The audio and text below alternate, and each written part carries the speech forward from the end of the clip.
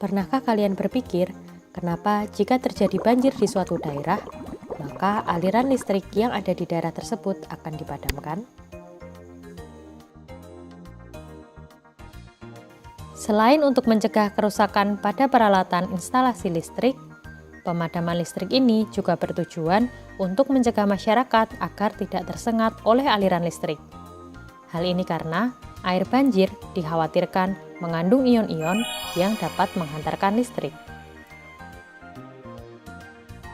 Pertanyaan selanjutnya, apakah semua jenis larutan juga dapat menghantarkan listrik? Mari kita pelajari lebih lanjut. Faktanya, tidak semua larutan dapat menghantarkan listrik. Larutan yang menghantarkan listrik disebut dengan larutan elektrolit. Sedangkan larutan yang tidak dapat menghantarkan listrik disebut larutan non-elektrolit. Suatu larutan dapat menghantarkan listrik karena zat terlarutnya dapat terionisasi menjadi ion-ion yang bergerak bebas dalam larutan. Ion-ion inilah yang menjadi penghantar arus listrik. Sedangkan pada larutan non-elektrolit, zat terlarutnya tidak terionisasi dalam larutannya, sehingga tidak dapat menghantarkan listrik.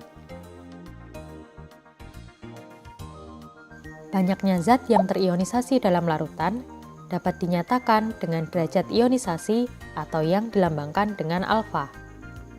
Untuk larutan non-elektrolit, di mana zatnya tidak terionisasi sama sekali dalam larutan, memiliki nilai derajat ionisasi sama dengan 0.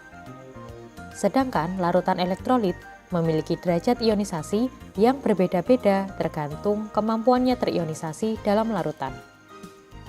Larutan yang dapat terionisasi sempurna dinamakan larutan elektrolit kuat. Larutan elektrolit kuat memiliki nilai derajat ionisasi sama dengan 1. Sedangkan larutan yang hanya terionisasi sebagian dinamakan elektrolit lemah. Elektrolit lemah memiliki nilai derajat ionisasi antara 0 sampai dengan 1. Untuk mengetahui apakah suatu zat termasuk larutan elektrolit kuat, elektrolit lemah, atau non-elektrolit, dapat dilakukan uji daya hantar listrik.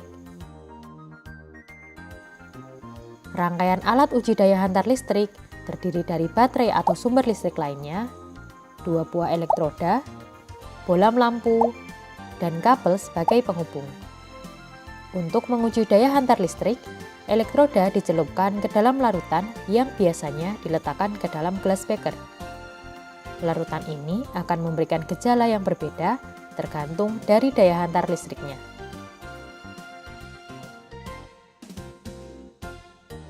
Larutan elektrolit kuat akan memberikan gejala berupa timbulnya banyak gelembung gas dan lampu yang menyala terang. Sedangkan pada elektrolit lemah, timbul sedikit gelembung gas dan bola lampu tidak menyala atau menyala redup. Sedangkan untuk larutan non-elektrolit, tidak timbul gelembung gas dan lampu tidak menyala.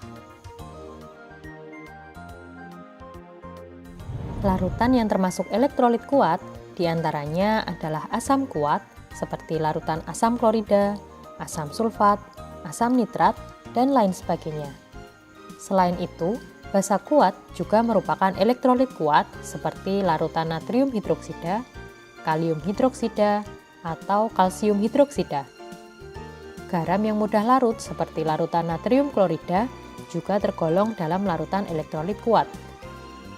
Sedangkan larutan yang termasuk elektrolit lemah diantaranya asam lemah seperti asam asetat maupun asam format, basa lemah seperti amonium hidroksida atau aluminium hidroksida, serta garam sukar larut seperti perak klorida.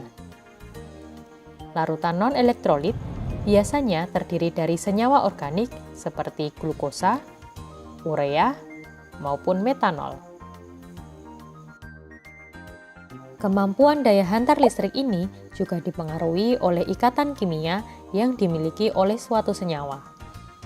Senyawa yang dapat menghantarkan listrik dapat berupa senyawa ion maupun senyawa kovalen polar. Senyawa ion dapat menghantarkan listrik baik dalam fase larutan maupun dalam fase cairan atau lelehan.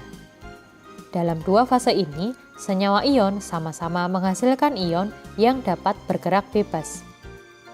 Contoh dari senyawa ion adalah natrium klorida. Natrium klorida dapat menghantarkan listrik baik dalam fase larutan maupun dalam fase cairan. Sedangkan senyawa kovalen polar hanya bisa menghantarkan listrik dalam wujud larutannya saja.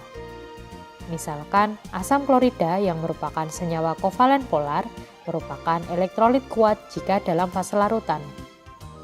Namun, asam klorida murni dalam fase cairan tidak dapat menghantarkan listrik karena dalam cairan tersebut molekul-molekul HCl tidak terionisasi menjadi ion-ion yang dapat bergerak bebas.